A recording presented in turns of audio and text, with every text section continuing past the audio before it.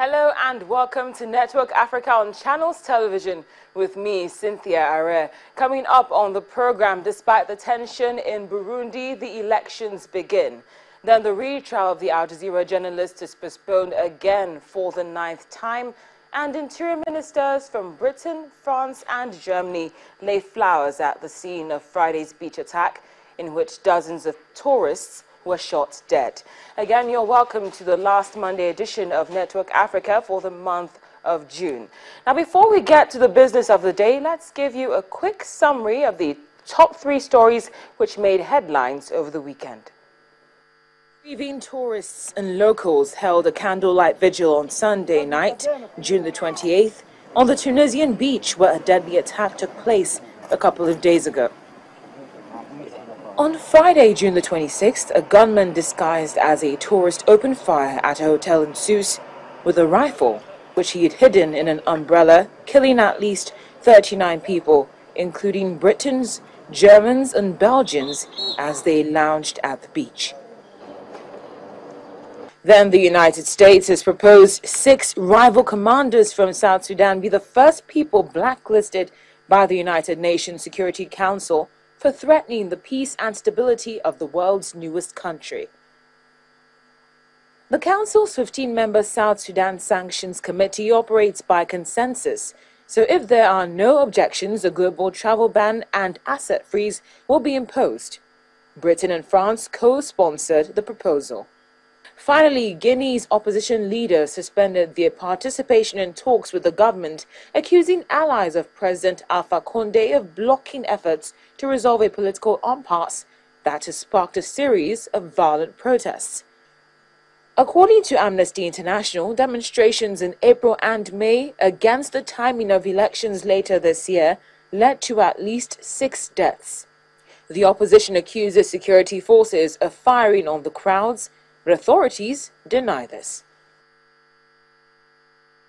Well, despite the tension in Burundi, including a night of sporadic blasts, Burundians have headed out to the polling stations to vote for a new parliament. This move comes after weeks of violent protests against President Pierre Nkurunziza's decision to seek a 3rd term in office.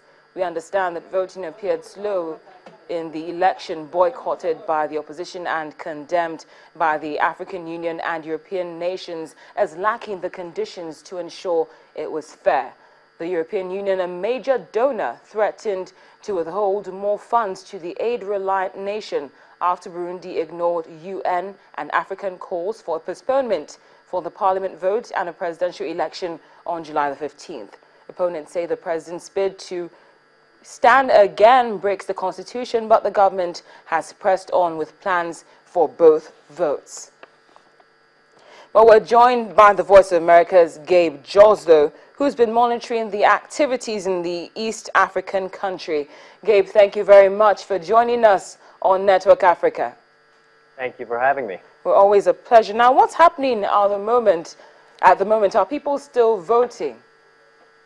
Yeah, polls are open for a little bit longer now. As you had mentioned, it's gone pretty peacefully, although our reporters on the ground have said there's been relatively low turnout. Of course, this election, although the president is not running in this vote, it is seen as kind of a test or a barometer for the political environment ahead of the presidential vote scheduled for next month. Which is crucial because of the massive opposition to the president's plans to run for a 3rd term in office. So what we've seen today could be what we could expect to see in a month's time, which is low turnout, a heavy military presence, and a bit of voter apathy and fear. Well, Gabe, you did mention that you understand, or you're hearing from your correspondents on ground, that it's relatively peaceful. Now, when you say relatively, are you saying that the opposition parties who threatened to boycott the elections did not go ahead with their threats in some parts? They did, in fact, boycott the vote. I think, you know, it's been a peaceful day in that there haven't been the sort of grenade attacks, at least during the daytime hours. There were reports, again, of a lot of gunshots and possibly grenade explosions throughout the night, which gives you an idea that the situation is still incredibly volatile. This kind of thing has been going on for the past couple of months, ever since the president made his announcement to run. But in terms of the actual voting today, it went off pretty smoothly, just with not very many people actually participating. Well, finally, before I let you go, Gabe, we both know by now that the EU and AU have washed their hands clean, basically, as regards these polls. So who is going to be the deciding factor to actually say, okay, things were free and fair regarding the elections?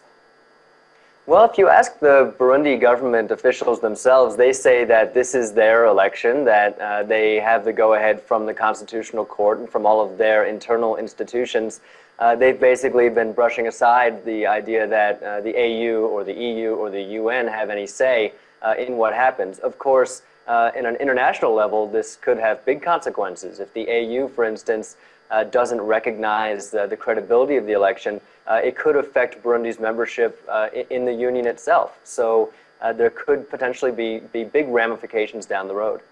Well, Gabe Joslo, thank you so much for joining us. The Voice of America's Gabe Joslo reporting from Nairobi. Thank you. Thank you. Well, we'll have more on Burundi for you in a moment, but coming up on Network Africa. For the Al Jazeera journalists as their retrial date is postponed for the 9th time to July the 30th.